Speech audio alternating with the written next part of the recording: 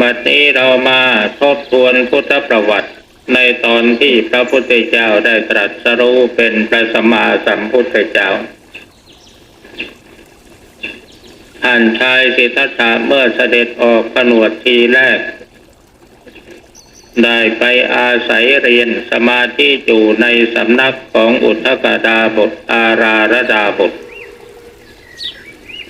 ท่านทั้งสองเป็นคณาจารย์คือเป็นฤาษีที่มีชื่อเสียงโด่งดังสามารถอบรมสั่งสอนสมาธิภาวนาแก่ลูกศิษย์ท่านชายสิทธัตถะก็เป็นท่านหนึ่งที่ไปอาศัยเป็นลูกศิษย์อยู่ในสำนักนี้ในตอนต้นท่านก็ไปตั้งพระทัยเรียนวิชาสมาธิจากอาจารย์ทั้งสองจนจบหลักสูตรคือสามารถทำสมาธิมีวิตกวิจารปีติสุขเอกคตาได้ปฐมฌานทุติยฌานตติยฌานจตุตถฌานอากาสานัญจายตนะวิญญาณัญจายตนะอากิญจัญญายตนะเนวสัญญานาสัญญายตนะตามลำดับและรู้สึกว่าจะทำได้เก่งกว่าอาจารย์เสียด้วยซ้ำไปจนอาจารย์ชวนให้เป็นอาจารย์สอนอยู่ในสำนักโดยวิสัยของพระโพธิสัตว์ผู้ที่จะได้ตรัสรู้เป็นพระพุทธเจ้าพระองค์ย่อมมีพระสติสัมปชัญญะมีปัญญาอันเฉียบแหลมในเมื่อได้ทดสอบในการปฏิบัติในสำนักของท่านทั้งสองแม้ว่าเราจะทำจิตให้เป็นสมาธิมีญาณมีฌานวิเศษวิโสอย่างไรก็ตามกิเลสมันหมดไปเฉพาะอยู่ในฌานในสมาธิอันละเอียดเท่านั้นเมื่อออกจากสมาธิมาตาเห็นรูปมันก็พอใจหูฟังเสียงก็ยินดีจมูกได้กลิ่นบางครั้งก็ไม่พอใจบางครั้งก็พอใจลิ้นได้รสบางทีก็พอใจบางทีก็ไม่พอใจกายสัมผัสก็เกิดความพอใจไม่พอใจจิตยังไม่เป็นกลางโดยเที่ยงธรรมยังมีอคติลำเอียงไปในข้างพอใจและไม่พอใจจึงทำให้พระองค์ได้พระสติว่าเรายังไม่สำเร็จเป็นพระพุทธเจ้าเพราะการที่จะสำเร็จเป็นพระพุทธเจ้าได้ใจมันจะต้องไม่มีความยินดียินร้ายไม่มีกิเลสอันนี้เรามีความพอใจไม่พอใจอยู่ก็แสดงว่ากิเลสมันยังเต็ม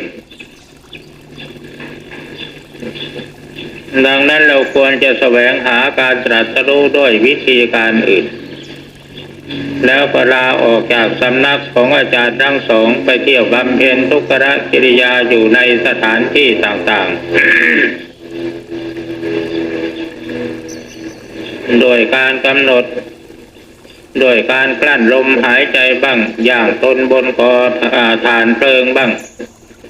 นั่งตากแดดกลำฝนไม่ลุกหนีไปไหนทรมานเพราะวรกายไม่เสวยพระกยาหารจนสูบผอมใช้เวลาทดสอบแสวงหาอยู่ด้วยการปฏิบัติที่เคร่งครัดอุกฤษตลอดเวลา6 ปีก็ยังไม่สามารถที่จะตรัสเป็นพระพุทธเจ้าได้แต่สมาธินี่ทำได้เก่งได้ฌานได้อภิญญาสามารถที่จะล่วงรู้เรื่องอดีตปัจจุบันอนาคตรู้ทะลุโปร่งโปร่งจนกระทั่งหัวใจคนแต่ถึงกระนั้นก็ไม่ยังท่านให้สำเร็จเป็นพระสัมมาสัมพุทธเจ้าได้เพราะกิเลสมันยังมีภายหลังก็มาทรงดำริว่าจะเลิกบำเพ็ญทุกขกิริยาเลิกการปฏิบัติช่วยการทรมานตนจะหันมาปฏิบัติในทางสายกลางพอดำริว่าจะหาพระกยาหารมาเสวยบังเอิญนางสุชาดาก็นำข้าวมาทุบปลายาตไปจะสังเวยเทวดาที่ต้นไทรใหญ่ทุกครั้งนางสุชาดานำข้าวมาทุบปลายาต แม้จะเอาไปวางไว้ทั้งวันทั้งคืนก็ไม่เห็นเทวดามาเสวย แต่ไปวันนั้นเทวดานี่ไปนั่งคอยอยู่แล้ว จะเป็นเพราะบารมีของพุทธะหรืออย่างไรก็ไม่ทราบจึงทำให้นางสุชาดามองเห็นท่านชายสิทธัตถะมีผิวพรรณวันหน้าผ่องใสมีรัศมีเปล่งปลั่งจึงทำให้นางเข้าใจว่าเป็นเทวดาดีอกดีใจน้อมข้าวมัทุปายาตเข้าไปถวายเทวดาตามความเข้าใจของนางสุชาดาก็รับโดยความยินดีแล้วก็มาแบ่งข้าวมัทุปายาตปั้นเป็น49 ก้อนอธิษฐานจิตเสวยทีเดียวหมดทั้ง49 ก้อนพอเสวยเสร็จแล้วก็ไปอธิษฐานพระทัยเสี่ยงขาดในแม่น้ำอเนรัญชลาโดยอธิษฐานพระทัยว่าถ้าหากว่าเราจะได้ตรัสรู้เป็นพระพุทธเจ้าอย่างแท้จริงขอให้ถาดทองคำไหลทวนกระแสน้ำขึ้นไปแล้วจึงค่อยจมลงไปในแม่น้ำถ้าหากว่าเราจะไม่ได้สำเร็จก็ให้ลอยไปตามกระแสน้ำแล้วก็จมหายลงไปว่าแล้วก็ปล่อยถาดทองคำลงไปถาดทองคำก็ไหลทวนกระแสน้ำขึ้นไปหมุนวนๆแล้วก็จมลงไปในท้องแม่น้ำก็เป็นนิมิตเครื่องหมายให้พระองค์แน่พระทัยว่าจะได้ตรัสรู้แล้วในขณะนั้นเองมีโสติยพราหมณ์นำหญ้าคา8 กำมาถวายพระองค์ก็อธิษฐานจิตกดบัลลังก์นั่งเป็นที่ตรัสรู้โดยอธิษฐานพระทัยว่าถ้าหากว่าเราจะไม่ได้ตรัสรู้เราจะนั่งอยู่ที่ตรงนี้ร่างกายเลือดเนื้อจะเหือดแห้งไปชีวิตจะแตกดับทำลายไปก็ตามทีเราจะไม่ลุกจากที่นั่งนี้เป็นอันขาดในตอนนี้เราอาจจะมาตีความหมายเป็นปริศนาธรรมว่าหญ้าคา8 กำคือโลกธรรม8ฤาษีทั้งหลายแม้จะเป็นผู้ปฏิบัติเคร่งสำเร็จฌานสมาบัติแต่ก็ยังถูกโลกธรรมมันครอบงำอยู่เพราะเขาปฏิบัติสมาธิเพื่อหวังลาภยศสรรเสริญและความสุขอิทธิฤทธิ์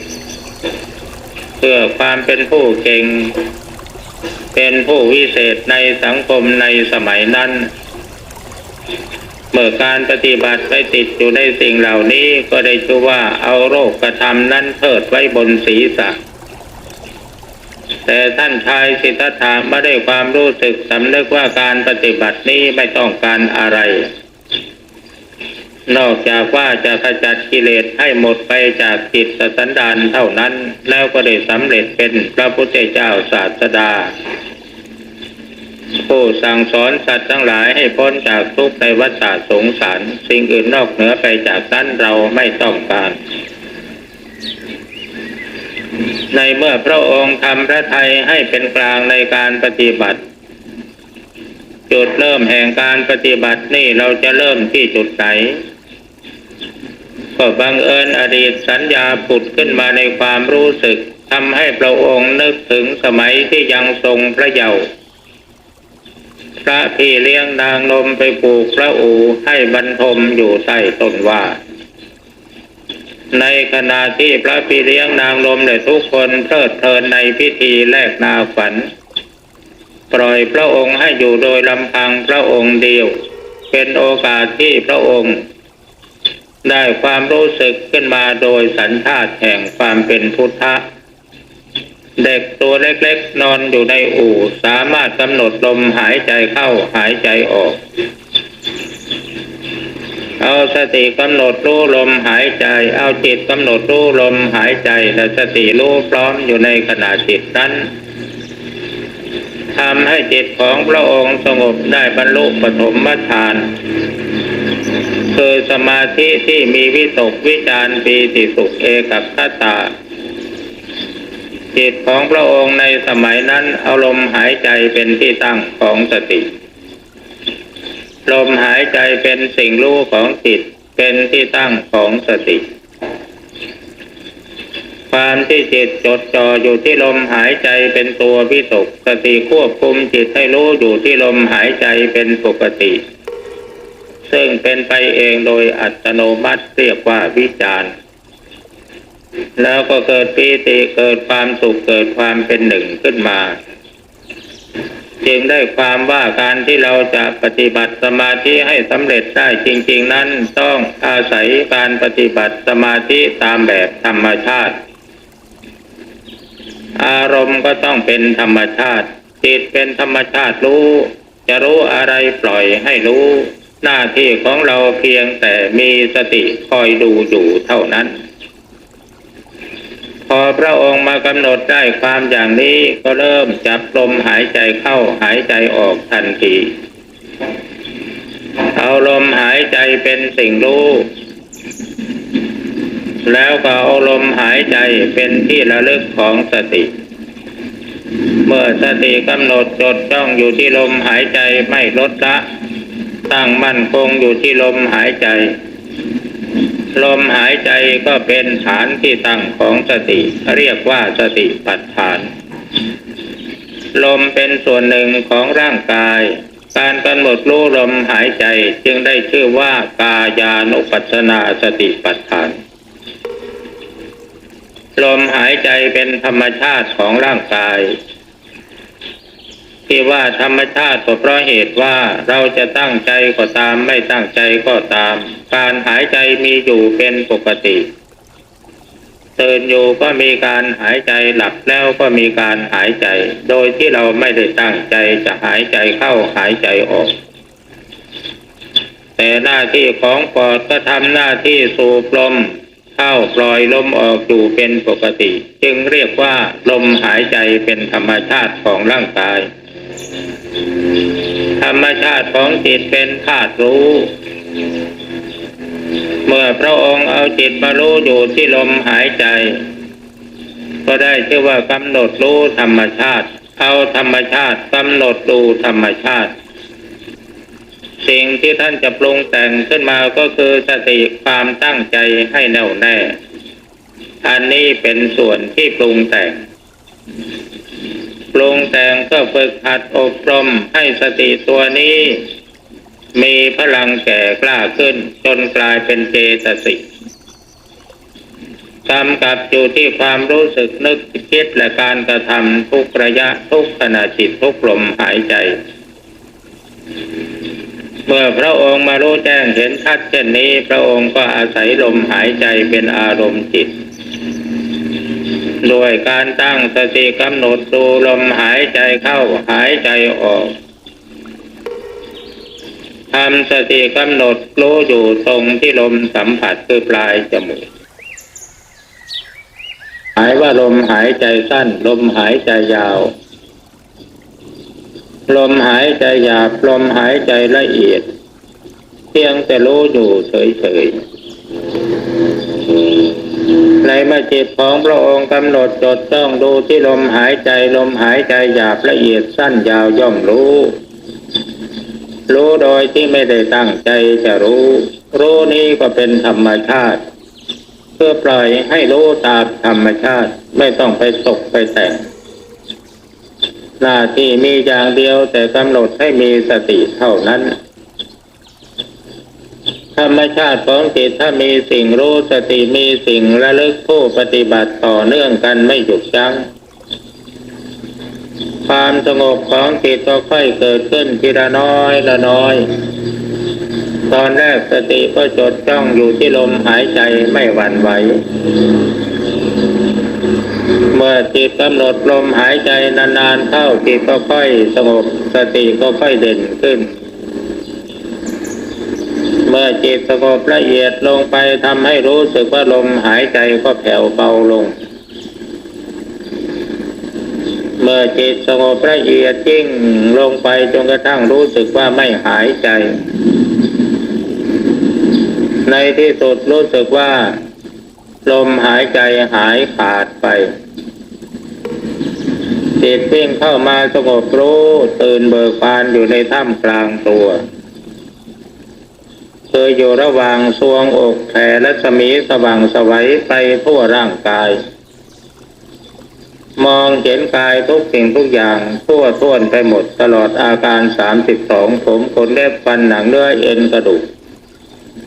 จนกระทั่งถึงมัทธะเกมัทธลุงทางถึงมุตตังน้ำมูดเป็นที่สุดซึ่งเป็นสิ่งที่มีอยู่ในกายนี้เต็มไปด้วยของปฏิกูลน่าเกลียดโสโครกเมื่อจิตเข้าไปนิ่งสว่างไสวอยู่ในถ้ำกลางตัวก็มองเห็นทุกสิ่งทุกอย่างภายในร่างกายซึ่งอวัยวะน้อยใหญ่ทั้งปวงทำงานตามหน้าที่ของตนเองโดยธรรมชาติปอดก็สูดลมอยู่โดยธรรมชาติหัวใจก็ยังเต้นฉีดโลหิตแดงทุกหยาดไปบำรุงเลี้ยงร่างกายโดยทั่วถึงตับทำหน้าที่แยกเก็บอาหารอันละเอียดแต่บริสุทธิ์ไว้สำหรับเลี้ยงร่างกายถ้าแต่น้ำย่อยอาหารก็ทำหน้าที่ย่อยตับอ่อนก็พาเอาน้ำย่อยในดีในม้ามในต่อมน้ำลายกับกรดสำหรับย่อยอาหารทำธุระย่อยอาหารให้ร่างกายมีความสมบูรณ์พูนสุขแข็งแรงหลอดลมก็ทำหน้าที่ในทางอาหารที่ย่อยบ้างแล้วไปในกระเพาะลำไส้น้อยลำไส้ใหญ่ทำงานย่อยอีกไตก็กรองกลั่นน้ำปัสสาวะน้ำเหงื่อน้ำไกลออกมาที่สำหรับขับก็ขับอุจจาระที่ร่างกายไม่ต้องการออกไปทิ้งเสียไม่ให้เหลือค้างอยู่ได้ทุกสิ่งทุกอย่างเขาจะทำหน้าที่ของเขาตามปกติโดยอัตโนมัติซึ่งเวลานี้เราก็มองไม่เห็นว่าเขากำลังทำงานของเขาอยู่แต่แท้ที่จริงภายในร่างกายนี่อวัยวะต่างๆทำงานอยู่โดยธรรมชาติของเขาซึ่งเราเองก็ไม่ได้นึกว่าให้หัวใจเต้นให้ปอดสูดลมให้ทุกสิ่งทุกอย่างทำอย่างโน้นอย่างนี้แต่แล้วเขาก็ทำไปเองโดยธรรมชาติพระพุทธเจ้าท่านมารู้เห็นสิ่งเหล่านี้ตามกฎของธรรมชาติแล้วจิตก็ไปยับยั้งอยู่ภายในถ้ำกลางตัวสว่างไสวบางทีมองเห็นกายกลายเป็นแก้วโปร่งมองทะลุตั้งแต่หัวสุดเท้าแต่เท้าสุดหัวแล้วในที่สุดจิตสงบละเอียดปล่อยทิ้งร่างกายหายไปลมหายใจก็หายขาดไปยังเหลือแต่จิตดวงเดียวล้วนๆลอยเด่นอยู่ในถ้ำกลางแห่งความอ้างว้างร่างกายตนตัวหายไปหมดโลกคือผืนแผ่นดินก็หายไปหมดความรู้สึกในขั้นที่เรียกว่าเป็นโลกีที่มีร่างกายตัวตนไปสู่ความไม่มีร่างกายตัวตนยังเหลือแต่จิตดวงเดียวใสสว่างสะอาดรู้ตื่นเบิกบานลอยอยู่ในท่ามกลางแห่งความว่างในตอนนี้ถ้าจะกำหนดขั้นตอนก็เรียกว่าจิตอยู่ในภูมิแห่งอากาสานัญจายตนะฌานเมื่อจิตไปแฝงฟางอยู่ในท่ามกลางแห่งความอ้างว้างจิตมากำหนดรู้ตัวรู้คือวิญญาณกำหนดวิญญาณละเอียดเข้าไปกระทั่งสัญญาหายขาดไปมีแต่ตัวรู้ที่เหลืออยู่เพียงนิดเดียวสัญญาเวทนาต่างๆดับไปหมดความสว่างไสวก็ดับไปยังเหลือจิตตัวรู้อยู่เพียงนิดหนึ่งเป็นฐานสร้างพลังงานเรียกว่าสัญญาเวทจิตะนิโรธเมื่อจิตสร้างพลังงานเข้มแข็งแล้วจิตแผ่รัศมีสว่างไสวแผ่กระแสความสว่างไปคลุมจักรวาลทั้งหมดตั้งแต่อเวจีมหานรกจนกระทั่งถึงพรหมโลกชั้นอกนิษฐาพรหมโดยรอบจดขอบเขตแห่งจักรวาลจิตของท่านชายสิทธัตถะมองเห็นคนเห็นสัตว์เห็นผืนแผ่นดินต้นไม้ภูเขาเหล่ากาเห็นเทวดาอินทร์พรหมยมยักษ์ซึ่งสัตว์ที่ปรากฏในข่ายพระญาณของพระองค์นั้นมีรูปพรรณสันฐานต่างๆกันมีสวดทรงต่างกันมีลักษณะหน้าตาแตกต่างกัน แล้วก็ทำให้พระองค์สามารถรู้ปุเพนิวาสานุสติญาณกัมมัสสกตาญาณจตุปปาตญาณอาสวัคคยญาณในขณะจิตเดียวได้ตรัสรู้เป็นพระสัมมาสัมพุทธเจ้าในขณะนั้นในขณะที่จิตพระองค์รู้เห็นอยู่นั้นเห็นต้นไม้ก็ไม่ว่าต้นไม้เห็นภูเขาแผ่นดินก็มีแต่เฉยลูกเดียวรู้เห็นอย่างไม่มีสมมติบัญญัติเพราะในโลกุตตรธรรมนั้นไม่มีภาษาสมมติบัญญัติที่จะเรียกว่าอะไรเป็นอะไรมีแต่สัมภวธาตุสี่ดินน้ำลมไฟคุมกันอยู่เป็นกลุ่มเป็นก้อนตามลักษณะของกรรมที่ตกแต่งดินน้ำลมไฟที่ประกอบกันขึ้นเป็นมนุษย์ก็มีรูปร่างหน้าตาเหมือนมนุษย์เป็นไปตามพันธุ์อาศัยกรรมเป็นผู้ตกแต่งเป็นสัตว์เดรัจฉานก็มีรูปร่างหน้าตาเหมือนสัตว์เดรัจฉานอาศัยกรรมเป็นผู้ตกแต่งพระองค์ได้รู้ทะลุโปร่งหมดในขณะจิตเดียวเท่านั้นเมื่อพระองค์ถอนจากสมาธิในขั้นนี้มาแล้วทุกสิ่งทุกอย่างหายไปจิตมาสัมผัสรู้ว่ามีกายจิตตรงนี้ทำหน้าที่อธิบายสิ่งที่รู้เห็นให้ตนเองฟังกำหนดหมายรู้สมมติบัญญัติทบทวนปุเพนิวาสานุสติญาณเป็นเหตุให้พระองค์ระลึกชาติผลหลังได้จบลงในปฐมยามพิจารณาทบทวนกรรมมัสสกตาญาณจตุปปาตญาณวิปากญาณจบลงในมัชฌิมยามพิจารณาเหตุปัจจัยที่ทำให้สัตว์ทั้งหลายต้องเวียนว่ายตายเกิดเพราะอวิชชา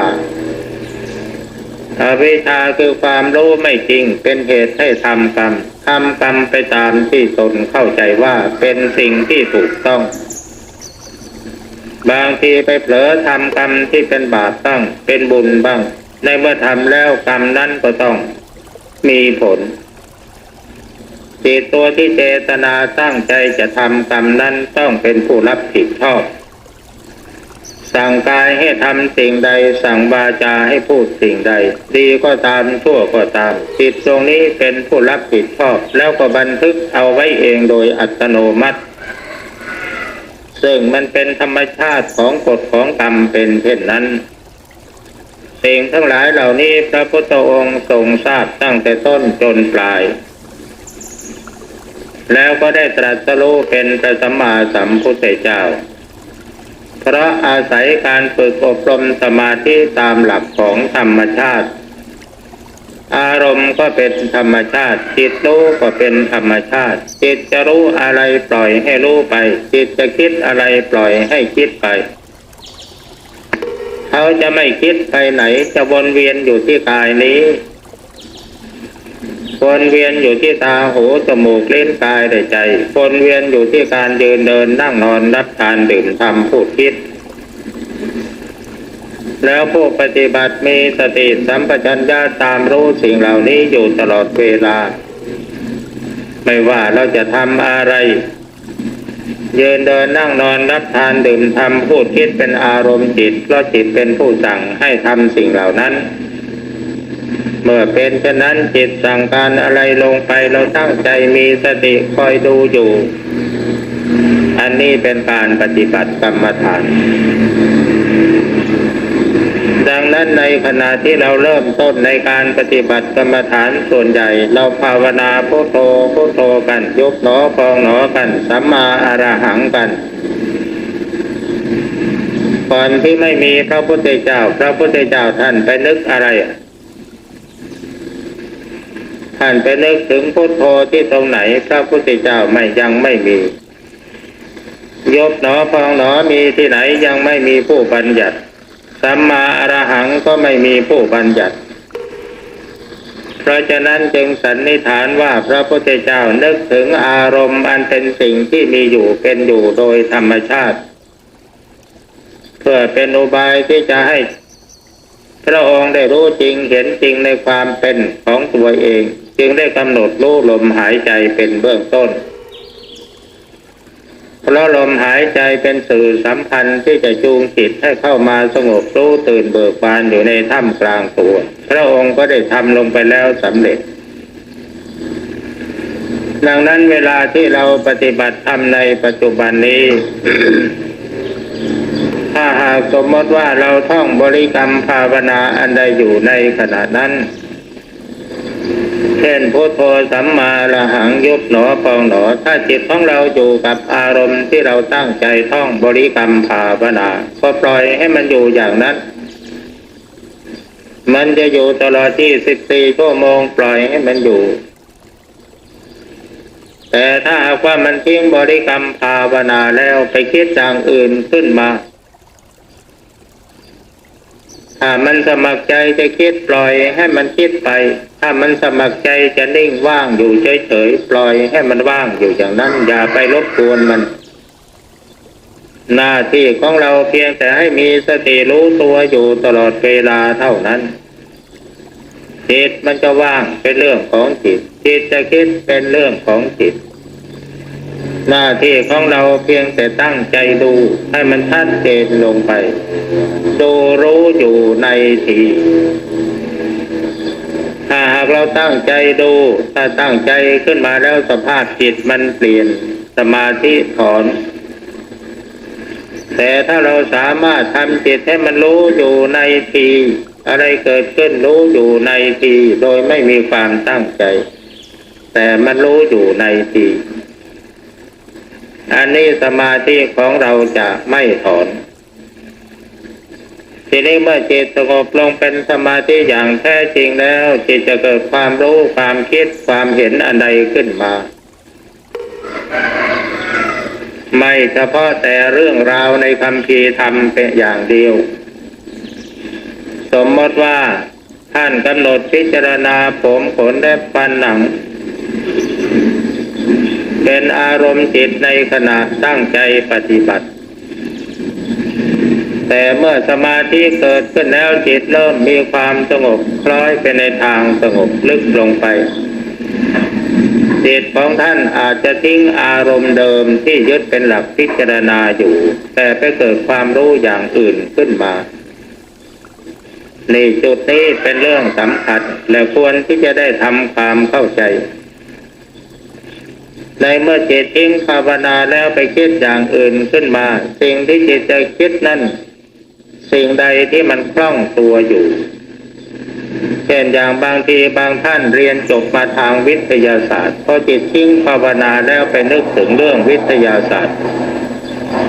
มันจะไปค้นคว้าวิจัยอยู่ในความรู้เรื่องวิทยาศาสตร์ใครเรียนจบครุศาสตร์มามันจะไปค้นคว้าพิจารณาอยู่ในเรื่องนั้น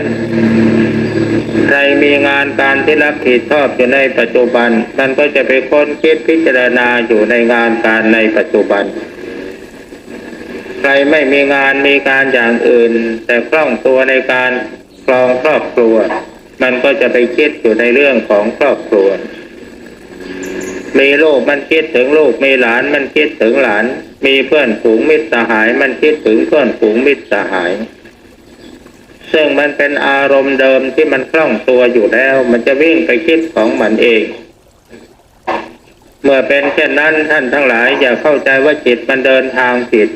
อย่าเข้าใจว่าจิตมันฟุ้งซ่านให้รีบมีสติกำหนดตามรู้มันทันทีมันจะไปคิดเรื่องโลกเรื่องธรรมเรื่องบาปเรื่องบุญเรื่องกุศลเรื่องอกุศลเรื่องอะไรสิปาถะปล่อยให้มันคิดไปเป็นหน้าที่ของเราให้มีสติกำหนดไล่ดูมันไปเรื่อยๆตามดูไปตามดูไปจนกระทั่งเรารู้สึกว่าเพลิดเพลินในความคิดของตนเองในเมื่อเพลิดเพลินไปแล้วมันจะรู้สึกมีอาการเคลิ้มเหมือนกับจะนอนหลับแล้วก็มีอาการคล้ายๆกับว่าเราเดินทางไกลๆห่างออกไปมีความเยือกเย็นวิเวกวังเวงกายเบากายสงบเราจะได้กายวิเวก กายเบามันเบาสบายหายใจโล่งกายสงบจากทุกขเวทนาไม่ปวดไม่เมื่อยจิตเบาก็หมายถึงว่าเบาในความรู้สึกจิตปลอดโปร่งจิตสงบก็หมายถึงว่าจิตสงบจากอารมณ์ที่ฟุ้งซ่านรำคาญแม้ความคิดความรู้ยังมีอยู่แต่ความหงุดหงิดงุ่นง่านรำคาญมันจะหายไปจึงทำให้กายเบาจิตเบาทำให้จะกายสงบจิตสงบถ้ายิ่งกายยิ่งเบายิ่งสงบมากเท่าไหร่ปีติได้ความสุขก็ย่อมบังเกิดขึ้นเพราะปีติมันเกิดที่กายแล้วจิตของท่านจะมีความสงบแล้วก็ได้วิตกวิจารปีติสุขเอกัคตาอย่างน้อยจิตก็ไปนิ่งสว่างรู้อยู่กับความสว่างของจิตเอาความสว่างเป็นอารมณ์เป็นจิตวิตกถึงความสว่างสติรู้พร้อมอยู่ในขณะนั้นจิตนึกถึงความสว่างโดยที่เราไม่รู้ว่าจิตของเรานึกถึงแต่มันเป็นเองโดยอัตโนมัติแล้วมันไปยั้งอยู่กับความสว่างที่ปรากฏอยู่นั้นมันก็เป็นตัววิตกสติรู้พร้อมอยู่ก็เป็นวิจารแล้วก็มีปีติมีความสุขมีความเป็นหนึ่งถ้าสมาธิของท่านยับยั้งอยู่เป็นเวลานานไม่หวั่นไหวง่ายๆอาจจะกำหนดจิตอยู่อย่างนั้นได้เป็นชั่วโมงก็เรียกว่าจิตได้บรรลุปฐมฌานปฐมฌานประกอบด้วยองค์ห้าคือมีวิตกวิจารปีติสุขเอกัคตาจิตสงบละเอียดลงไปไม่นึกคิดรู้อยู่ที่จิตเพียงอย่างเดียวเรียกว่าจิตละวิตกวิจารแต่มีปีติสุขเอกัคตาเมื่อจิตสงบละเอียดลงไปกายจางหายไปทีละน้อยอาการของปีติน้อยลงระงับลงจนหายขาดไปยังเหลือแต่สุขกับเอกัคตาจิตก็อยู่ในฌานที่สามเรียกว่าตติยฌานเมื่อกายหายไปหมดสิ้นแล้วความสุขก็หายไปยังเหลือแต่จิตรู้ตื่นเบิกบานร่างกายตนตัวหายไปหมดแล้วจิตมีความสงบนิ่งเป็นดวงสว่างแผ่รัศมีรอบตัวมีความเป็นหนึ่งซึ่งเรียกว่าเอกัคตาตอนนี้จิตเป็นกลางโดยเที่ยงธรรมซึ่งเรียกว่าอุเบกขาจิตที่เข้ามาสู่จุดนี้เรียกว่าจิตถึงพุทธะผู้รู้พุทธะผู้ตื่นพุทธะผู้เบิกบานในเมื่อจิตถึงพุทธะแล้วพุทธะนี่แหละเป็นฐานสร้างพลังจิตเมื่อผู้ปฏิบัติมาฝึกฝนอบรมบ่อยๆจนคล่องตัวชำนิชำนาญจิตสร้างพลังงานอย่างเต็มที่แล้วมันจะส่งกระแสออกมาข้างนอกเกิดภูมิความรู้ขึ้นมาบางทีบางท่านเมื่อจิตเกิดความรู้ขึ้นมาเองโดยอัตโนมัติไปเข้าใจว่าจิตฟุ้งซ่านอย่าไปเข้าใจผิดเช่นนั้นเพราะฉะนั้นหลักที่ควรจะสังวรระวังเอาไว้ก็คือว่าเมื่อเราภาวนาแล้วจิตมันหยุดนิ่งสว่างรู้ตื่นเบิกบานก็ปล่อยให้มันอยู่อย่างนั้นอย่าไปรบกวนมันแต่เมื่อมันถอนออกมาแล้วมันเกิดภูมิความรู้ขึ้นมามันเกิดผุดขึ้นมาฟุ้งขึ้นมาอย่างกระน้ำพุลังไม่อยู่ก็ควรปล่อยให้มันคิดไปปรุงไปแต่ให้มีสติตามรู้การที่จิตมีความคิดเรามีสติกำหนดตามรู้ความคิดทุกขณะจิตทุกลมหายใจอันนี้เรียกว่าเจริญวิปัสสนาดังนั้นมีปัญหาว่าในเมื่อทำจิตสงบแล้วเราจะยกจิตขึ้นสู่ภูมิวิปัสสนาเมื่อไรถ้าใครไปเข้าใจว่าทำสมาธิจนถึงอัปปนาสมาธิแล้วยกจิตขึ้นสู่ภูมิวิปัสสนาไม่มีทางเพราะจิตอยู่ในสมาธิมันเป็นเองโดยอัตโนมัติแล้วใครไปแตะต้องมันไม่ได้ สัญญาเจตนาที่จะนึกคิดตั้งใจว่าจะเป็นอะไรไม่มีในขณะนั้นมีแต่ความเป็นเองของจิต เมื่อเป็นเช่นนั้นเราจะยกจิตขึ้นสู่ภูมิวิปัสสนาเมื่อไรเมื่อจิตถอนออกมาจากอัปปนาสมาธิพอรู้สึกว่ามีกายปรากฏขึ้นในความรู้สึกตอนนี้ให้กำหนดดูจิตของตนเองทันทีเมื่อจิตนิ่งอยู่เฉยๆไม่มีความคิดอ่านจะหาอะไรมาเป็นหัวข้อพิจารณาวิปัสสนาก็ยกขึ้นตอนนี้แต่ถ้าจิตถอนจากสมาธิมาแล้วพอมีกายขึ้นมามันเกิดความคิดขึ้นมาเองนั่นคือจุดเริ่มแห่งวิปัสสนาปล่อยให้มันคิดไปแต่ให้มีสติกำหนดตามรู้ไปจนกระทั่งมันเกิดความสงบขึ้นมาอีกนี่คือจุดที่ยกจิตขึ้นสู่วิปัสสนาอยู่ที่ตรงนี้และวิปัสสนานี่เราจะเจริญหรือปฏิบัติได้ทุกอิริยาบถการกำหนดดูอิริยาบถยืนเดินนั่งนอนกินดื่มทำพูดคิดก็เรียกว่าเจริญวิปัสสนาการกำหนดดูอารมณ์จิตที่คิดเกิดดับอยู่ภายในจิตก็เรียกว่าเจริญวิปัสสนาเราทำอะไรมีสติสัมปชัญญะรู้พร้อมอยู่ทุกขณะจิตทุกลมหายใจได้ชื่อว่าเจริญวิปัสสนาเอาแล้ววันนี้ขอกล่าวธรรมะพอเป็นเครื่องประดับสติปัญญาเวลาก็หมดลงพอดีจึงขอยุติไว้เพียงเท่านี้